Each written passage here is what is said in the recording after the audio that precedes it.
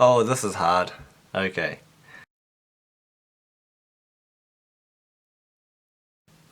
Hey, I'm Dave. Welcome to my YouTube channel. Today we're going to look at the Air Jordan 1 Hyper Royal OG High.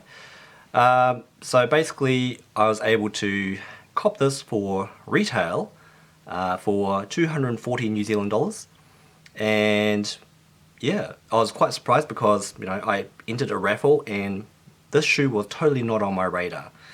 So to my surprise, I got an email from my local Nike store, and I had won, or at least it's nearly yours. It's almost yours, I think was the tag. I'll chuck it up somewhere here.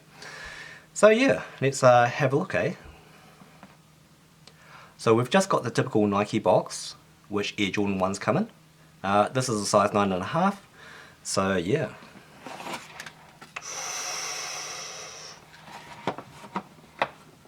Man, we've got some heat here.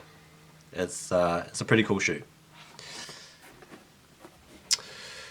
So, this is the Air Jordan 1 Hyper Royal. Yeah, quite nice shoe. Quite nice shoe. Oh, hold on. Right, comes with white laces as well as a pair of blue laces as well. Obviously we can see this double stitch in various areas. Usual Air Jordan 1 logo on the upper of the ankle. Now this is embossed, and I think the the Pine Greens, Pine Green 2.0 came with a patch, if you will. Standard Air Jordan 1 midsole and outsole, so there's nothing too unknown there. And then we just have the light grey swoosh, as well as what looks to be a very fine suede on this paneling up here. So probably the big feature around this is the fact of this suede here. Now it's, well, I wouldn't really call it a suede, is it? It's more mottled. So there does seem to be areas where it's kind of been stonewashed, kind of like stonewashed jeans, if you will. So it doesn't necessarily move like normal suede and give you those shadows or highlights. Yeah, pretty nice shoe. So one of the comparisons is the Turbo Green, and subsequently this is very similar in terms of the material choices that Jordan brand used. One of the differences that I've been looking at some other YouTubers, and they've done some comparison tests, comparison reviews at least, and then the tongue has a exposed foam. I prefer a covered edge on the tongue, just because it just reduces wear if you guys are going to wear them. Got a standard white insole with blue Nike lettering. Pretty much construction is pretty typical for an Air Jordan 1. There's nothing really unknown with Air Jordan releases nowadays. It typically comes down to color choice, or color blocking if you will, of the paneling, as well as some of the material choices. In reality, you're never really going to be too wrong in terms of what you get with Air Jordan 1.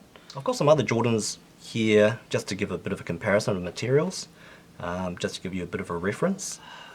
When I actually looked up the name of the shoe, one of the things was the Hyper Royal name, and quite frankly I was just a little bit confused by that, to be honest.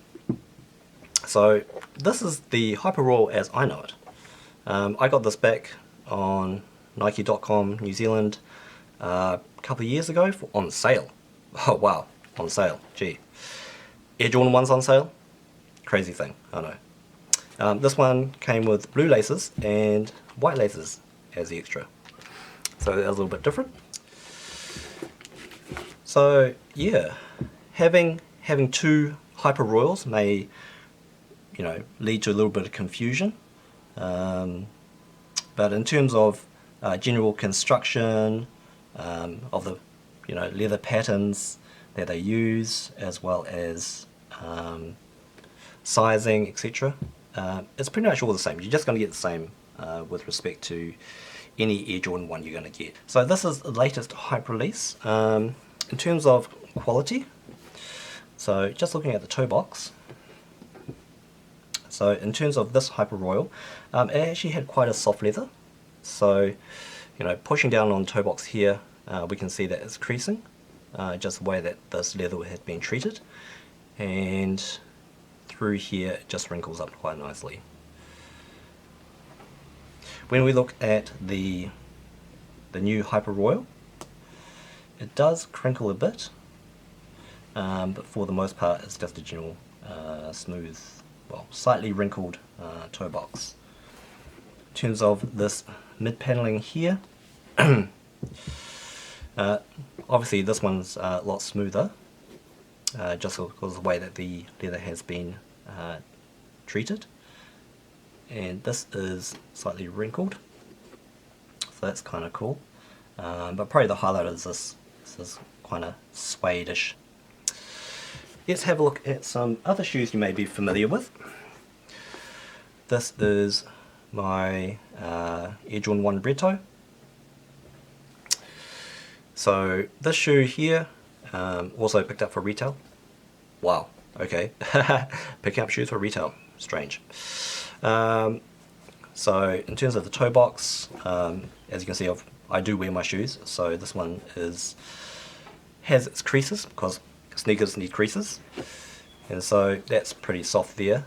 But in terms of the leather around this toe rand, it's not very soft. It doesn't wrinkle on the touch. But yeah, in terms of construction, in terms of how it's been made, it's a pretty standard template for Nike and Jordan brand.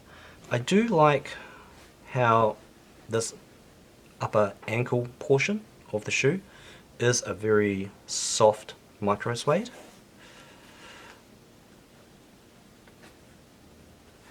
Probably the challenge around this was that if you're going to be wearing jeans or trousers, that this may actually wear down over time. So just something to be aware of. In terms of wearing or reselling, I really have no thoughts about that, to be honest. I actually don't know what I'm going to do with these. Simply because it was quite a surprise to actually even get the shoe initially. So, you know, what am I going to do with it? I'm probably just going to put it on ice for now. I know that on the local Facebook sneaker groups, this shoe has already hit in terms of being sold for about 600 to 650 New Zealand. So that is, I guess, some of the price expectations that you may find. Of course, you would have to do a bit of a conversion. So I think that's around about 400, 450 US. I'll put a conversion up here somewhere. Yeah. It wasn't a shoe that I was expecting to get, to be fair. And subsequently to get it, was quite a nice surprise. So if you like these little reviews I do, comment, like and subscribe to my channel and let me know. If you have any feedback around what I can do better, well, again, let me know. And best of luck in getting the shoe. It's going to be a bit of a limited release, like a lot of the Air Jordan colorways. So yeah, best of luck and have a great day.